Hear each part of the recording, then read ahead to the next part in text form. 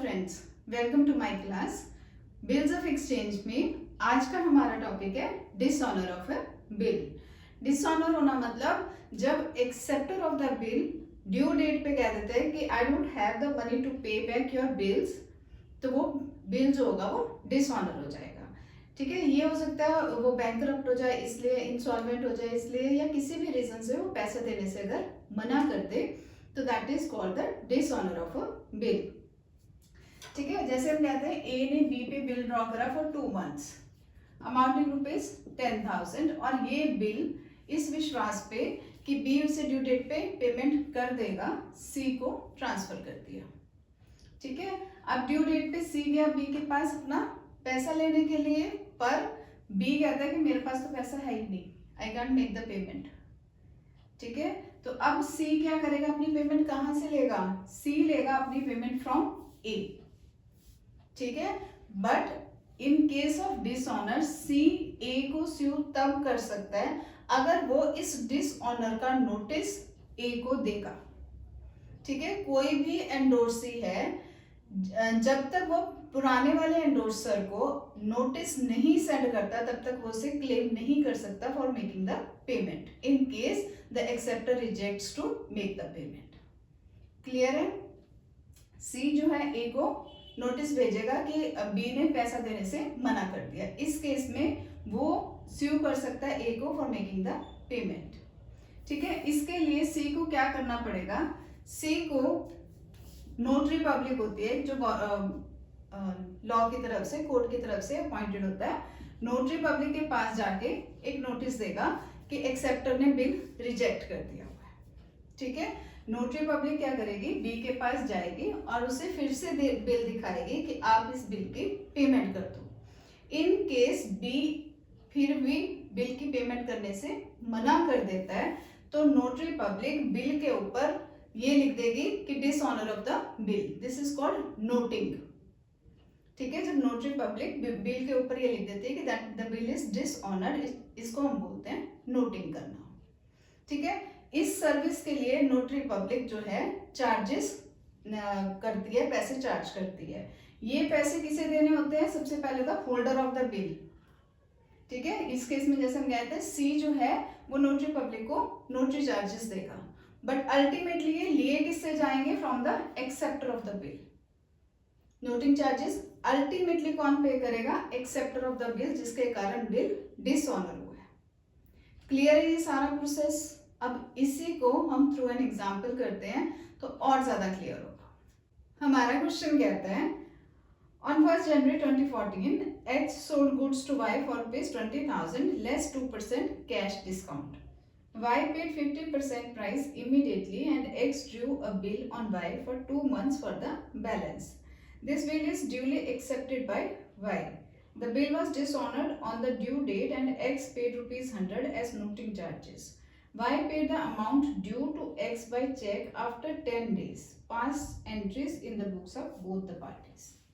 ठीक है, अब सबसे पहले वो क्या कहते हैं कि X ने गुड सेल की to Y amounting rupees 20,000 less 10% cash discount. Cash discount कब दिया जाता है? Cash discount immediately cash payment पे या within a specified period, अगर जो बायर है वो पेमेंट करता है तब कैश डिस्काउंट मिलता है। ठीक है, ये तो पता है।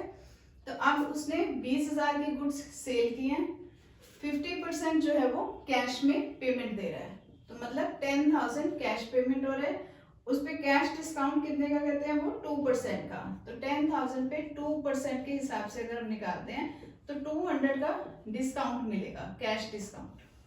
ठीक है, दैट मीन्स वो पेमेंट कितने की करेगा? 9800 की। ठीक, एंट्रीज डालनी शुरू करते हैं।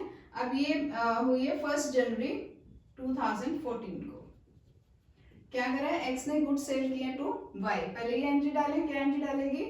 Y account debited to sales, कितने की सेल की है? Totalling amounting rupees 20,000।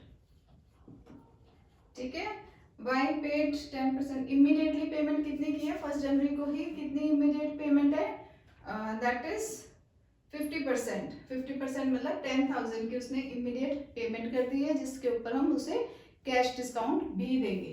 तो हम लिखेंगे X लिखेगा कैश अकाउंट डेबिटेड अब क्योंकि वो डिस्काउंट दे रहा है इसलिए उसका खर्चा होगा, तो यहाँ पे लिखेगा वो discount allowed debited to Y. ठीक है, कैश कितना रिसीव हुआ उसे 9800 का, 200 का उसने डिस्काउंट दिया और वाई ने कितने की पेमेंट कर दी 10,000 की। क्लियर है। For balance of the amount, balance कितना बचा 10,000 का, उसके लिए वाई ने एक्स के ऊपर बिल ड्रॉ करा, तो एंट्री क्या डालेगा वो, bill receivable account debited to Y amounting rupees 10,000। ठीक है, क्लियर है। On due date, due date कब बनी हमारी, ये है बिल फॉर 2 मंथ्स, तो जनवरी फरवरी मार्च, 1st of March plus 3 days of grace मतलब 4th ऑफ मार्च को ड्यू डेट बनी। 2014 4th ऑफ मार्च क्या बना, वो कहते हैं on due date the bill is dishonoured, bill जो है वो डिसऑनर हो गया, दैट मीन्स वाई ने पेमेंट देने से मना कर दिया। तो अगर डिसऑनर हो गया तो ये एंट्री अपोजिट हो जाएगी। ठीक है, उल्ट दे इस एंट्री को, तो हम क्या करेंगे, वाई जो है फिर से डेटर बन जाएगा एक्स का। ठीक है, तो वाई का अकाउंट डेबिट करेंगे टू बिल रिसीवेबल। ठीक है, और अब वो कहते हैं कि that X paid 100 as noting charges, noting charges भी दिए हैं एक्स ने, तो वो भी अल्टीमेटली किससे रिसीव होंगे, वाई से ही रिसीव होंगे ना, तो ये लिखेगा टू कैश। तो अब वो वाई को डेबिट करेगा विद रुपीज 10,100, जो नोटिंग चार्जेस हैं अल्टीमेटली वो किससे रिसीव करेगा, वाई से, the acceptor of the bill. Payment कितनी की है उसने नोटिंग चार्जेस की 100, बिल कितने का था वो उसका 10,000 का। क्लियर है। डिसऑनर की एंट्री में हमने कुछ नहीं करना, हमने जो ऊपर बिल के एक्सेप्टेंस की एंट्री डाली थी उसी को अपोजिट कर देंगे। अदरवाइज हम अगर रिसीव हो जाता तो लिखते cash account debited to bill receivable, but अब क्योंकि वो पैसा नहीं दे रहा है इसलिए हम इस एंट्री को अपोजिट कर देंगे। दैट मीन्स हम वाई को फिर से अपना डेटर बना लेंगे और बिल रिसीवेबल की एंट्री डेबिट के अगेंस्ट क्रेडिट करके खत्म कर देंगे, वाई दोबारा से एक्स का डेटर बन जाएगा। ठीक है, अब वो कहते हैं 10 दिन बाद वाई ने अपनी जितनी भी पेमेंट ड्यू थी, वाई की कितनी पेमेंट ड्यू है 10,100 की, वो उसने पेमेंट कर दी हुई है। 10 दिन बाद मतलब 14th ऑफ मार्च को वाई ने क्या करा, पेमेंट कर दी टू एक्स, तो एंट्री क्या डालेगा X, cash account debited to Y. अब कितने से करेगा वाई को, 10,100 से, क्योंकि वो अपने नोटिंग चार्जेस भी वाई से रिसीव करेगा। क्लियर है ये सारी एक्स की एंट्रीज। अब करते हैं हम वाई अपनी बुक्स में कैसे एंट्रीज करेगा। वाई अपनी बुक्स में क्या करेगा, 2014 जनवरी 1 को एक्स ने सेल किया तो वाई ने परचेज किया, तो वो परचेजेस की एंट्री डालेगा, purchases account debited to X amounting rupees 20,000। अब उसने क्या किया, नेक्स्ट क्या किया, उसने 10,000 की पेमेंट कर दी, तो पेमेंट करिए तो लिखेगा X account debited to cash to discount received. अब डिस्काउंट रिसीव्ड इसके लिए इनकम है इसलिए इसने क्रेडिट करेगा, एक्स को करेगा वो डेबिट 10,000 से, कैश उसने दिया 9,800 का और 200 का उसे डिस्काउंट रिसीव हुआ। ठीक है, और रेस्ट ऑफ द अमाउंट के लिए उसने बिल्स जो है वो एक्सेप्ट कर लिया, तो क्या एंट्री डालेगा, एक्स के अकाउंट को वो डेबिट करेगा to bills payable, liability create कर लेगा ना अपनी 10,000 की। ठीक है, अब ड्यू डेट पे, ड्यू डेट मतलब 2014 4th ऑफ मार्च को उसने क्या कहा कि मेरे पास पैसे नहीं है, दैट मीन्स ये जो उसने बिल एक्सेप्ट किया था वो नलीफाई हो गया, उसका इफेक्ट खत्म हो गया, तो हम इस एंट्री को भी उल्टा कर देंगे, तो एंट्री डलेगी हमारी बिल्स पेबल को हम डेबिट करेंगे टू एक्स। अब वाई ने नोटिंग चार्जेस भी देने हैं एक्स को, तो यहाँ पे नोटिंग चार्जेस को वो डेबिट करेगा। ठीक है, कितने से, अमाउंटिंग रुपीज 100, बिल्स पेबल है उसका 10,000 का और एक्स को वो लायबल है फॉर रुपीज 10,100 के लिए। क्लियर है। तो डिसऑनर के केस में पहले हम बिल्स की एंट्री को खत्म करेंगे। कैसे करेंगे, बिल्स पेबल जो है उसने क्रेडिट किया हुआ है उसे डेबिट करके खत्म करेंगे और एक्स जो है अब दोबारा से वाई का क्रेडिटर बन जाएगा।